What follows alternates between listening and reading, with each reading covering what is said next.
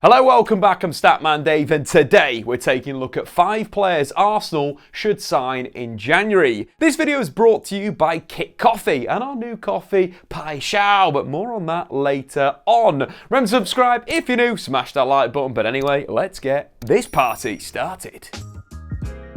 Under the management of Mikel Arteta and the transfer market guidance of Edu, Arsenal have built a squad that have made them firm title challengers. But to displace Pep Guardiola's Manchester City as the standout team in the league, the Gunners still need to improve in midfield and up front. Gyökeres Jesus brings the best out of Arsenal when he plays, but has consistently struggled to finish those big chances. Whilst Oihan Sancet has deputised well, until he improves, he should be the third choice striker. Gyökeres is a complete forward who could provide a genuine threat and competition for Gyökeres Jesus. The Swedish international has the skill set of a complete forward. Gyökeres is quick and agile, but stands over 6 foot tall and is physically pretty strong. He's technically very good with a first touch to receive passes under pressure, as well as the flair and quick feet to dribble out of danger. Gyökeres is also an active mover who is a powerful finisher off both feet. What's more is the sporting striker also is a hard worker who presses well. When his team is in possession, Gyökeres will drop off the line as an option for passes into feet. He receives well, usually with the ball sticking to his boot. If he's under pressure, he'll move it on quickly, but if he's got space, Gyökeres will turn and play forward. Receiving 12 progressive passes per 90 for Sporting this season, the best record of any striker in the Portuguese league, but that would also be the best in Europe's top 5 leagues too. However, Gyökeres doesn't just drop off the line. The Swede is also very keen to make runs into the channels. From those positions, Gyökeres is very complete. He can either carry the ball into the wide areas and operate like a winger, using clever feints to create space before crossing for teammates. In fact, last season, 8 of his assists for Coventry City came from crosses or cutbacks, whilst this season he's already created 3 like this for Sporting. However, Gyökeres is a striker and he's not afraid to drive at goal from these positions before unleashing a powerful shot. Having the confidence and ability to shoot off both feet has definitely made Gyökeres a better goal scorer than your average striker,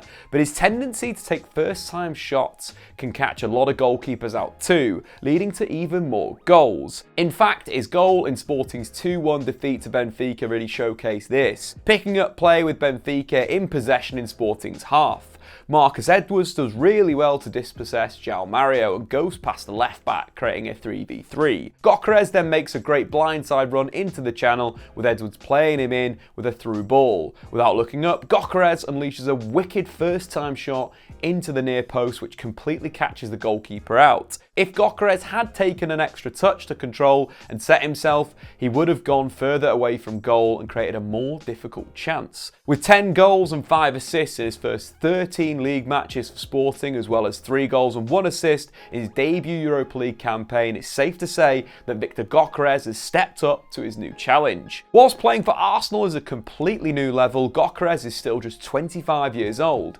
and despite already having a very complete skill set, the Swedish international only get better with time and experience. What's more is his complete forward playing style is very similar to Gyökeres Jesus, meaning Arsenal could interchange their strikers and still play exactly the same style. Now it's time to talk coffee. We've released our first Kit Coffee, Pai Shao, a roast that celebrates the return of Arsenal to the pinnacle of European football with a passionate Brazilian twist. I'm talking Martinelli, Gabriel and Gyökeres Jesus. The coffee is absolutely banging, and if you want to try it, there is a link in the description below, so go and follow that and get yourself a bit of coffee. Now, back to the players that I think Arsenal should sign. More of a project option would be Joshua Zirkzee. The 22-year-old was once the next big thing emerging from Bayern Munich's academy, but he never had a chance behind Robert Lewandowski. An impressive loan spell at Anderlecht earned him a permanent move to Bologna, where Zirkzee has really kicked on. A deep-lying forward, Zirkzee is a very enjoyable player to watch. He doesn't have incredible pace, but instead Zirkzee relies on very strong technical skills. Right-footed but incredible off his left too, Zirkzee is a technical dribbler who can manipulate the ball well. In possession, he drops off into number 10 to receive.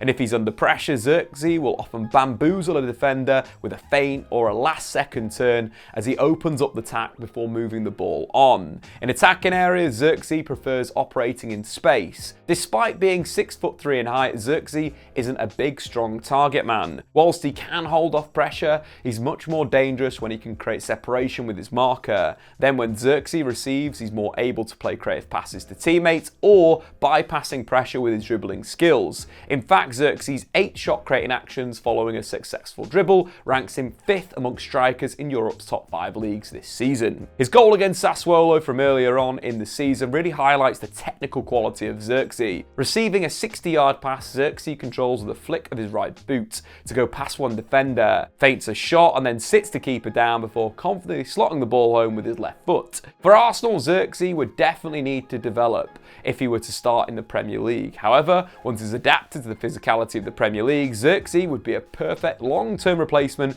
for Gabriel Jesus, a technically superb striker who can link the play and connect with sporting teammates, but also create something out of nothing. Another centre-forward option is Bayer Leverkusen's Victor Boniface. The Nigerian international is one of the most exciting, explosive centre-forward talents in Europe right now. Very quick and powerful, but also technical and very strong too. Boniface is a striker who makes a lot of things happen. In possession, he's good at dropping off to receive the ball to feet before quickly linking with one-touch passes. Whilst he's good at link play, if Boniface can receive in space, the Nigerian will turn and create a moment of magic. In fact, Boniface's 17 shot-ending carries in the Bundesliga isn't just the most in the competition, but it's also the most amongst any player in Arsenal's squad. What's more is that Boniface is also quite a creative forward, who doesn't just have great awareness of where his teammates are, but also has a good way of pass. His assist to Florian Wirtz against Hacken in the Europa League this season is a great example of the kind of creative centre-forward play we see from Boniface. With Tapsoba in possession around halfway,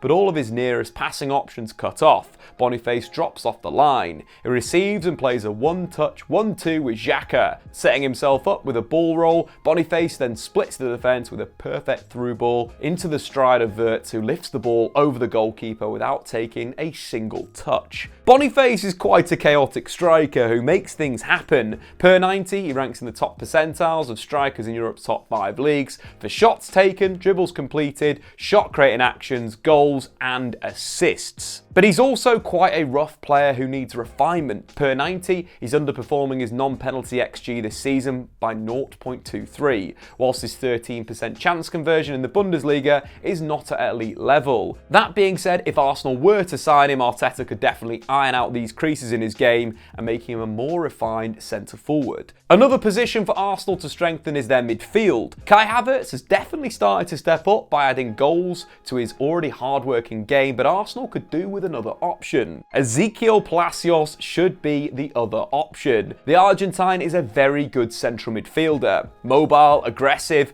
technically superb, with a very strong short to medium passing range. He's also tactically very intelligent and has the ability to instruct his teammates into positions. In possession, his passing is very clean and he generally looks to play forward as often as possible. When he doesn't have the ball, he's very good at finding pockets of space, even if it means putting himself into tight positions. If under pressure, his strong technical skills and composure usually see him pass his way out of danger, but when required, Palacios can escape with a tidy dribble. Whilst this is pretty infrequent, his 84.4% dribble success rate over the past year ranks him in the top 1% of midfielders across Europe's top 5 leagues, highlighting his quality. Defensively, his mobility allows him to get about the pitch well, and for Leverkusen this season, Palacios is the midfielder who jumps out to press the opposition's defensive midfielders. This would suit Arsenal's defensive requirements for a number 8, as Arteta's pressing structure usually needs one of the central midfielders to jump out and create a diamond in pressing. Palacios is very much an all-action midfielder, and his game by numbers against Eintracht Frankfurt paints that picture. He had 130 touches, completed 99 passes, had 15 ground duels, winning 12 of them, won 4 out of 4 of his tackles, completed 4 out of 4 of his his dribbles and created a chance. If Arsenal were to sign Palacios, he could offer a very different profile at number 8. His tactical intelligence and ability to rotate positions with his teammates would maintain the fluidity of Arsenal's attack, whilst his strength in possession would bring even more control to Arteta's midfield. Still just 25 years old, Exequiel Palacios could make an immediate impact right now, but still has room to grow and develop with the rest of Arsenal's young gunners. And finally, a different but just as interesting midfield option is Oihan Sancet. Whilst Havertz is the final third finisher and Palacios would be a controlling all-action number 8, Sancet would be a bit of blend of both of them. A very well-rounded playmaking number 10 in the Athletic Bilbao setup, Sancet tends to operate more like a free 8 than a classic attacking midfielder. When possession is in deep areas, Sancet is constantly on the move in search of space. His awareness and way of pass, combined with his composure under pressure, makes him very good at linking the play. When he is in space, Sancet's preferred move is to try and progress the ball to the winger, either looking for their feet or in behind the defence with a through ball. If these passes aren't on, Sancet will recycle the ball and move in search of space so he can receive the ball once again. In the final third, Sancet puts his constant movement to good use and continues to pick up pockets of space. This often leaves the Spaniard unmarked inside the box, which he can punish the opposition. In fact, only Jude Bellingham has scored more goals amongst under-23 midfielders across Europe's top 5 leagues than Sancet this calendar year, and Jude's been playing as a striker for Real Madrid at times. His recent performance in Bilbao's 2-0 win over Atletico Madrid really highlights his game. He had 45 touches, completed 84% of his passes, took 3 shots, created 5 chances and won 67% of his duels. For Arsenal, Sancet might require some coaching to adapt to the true number 8 role, but the 23-year-old has got massive potential. If he were to make the move, Arteta would definitely be the perfect kind of coach to see him thrive, especially given Arteta's danger men are the wingers, the same players that Sancet aims to get involved as much as possible. But anyway guys, what do you think? Where do you think Arsenal need to strengthen to win the Premier League? Let me know in the comments below. Check out our new Kit Coffee in the description below. I'm Statman Dave. See you later. Thanks for watching. If you've enjoyed this video, why not check out some more content on the Statman Dave YouTube channel?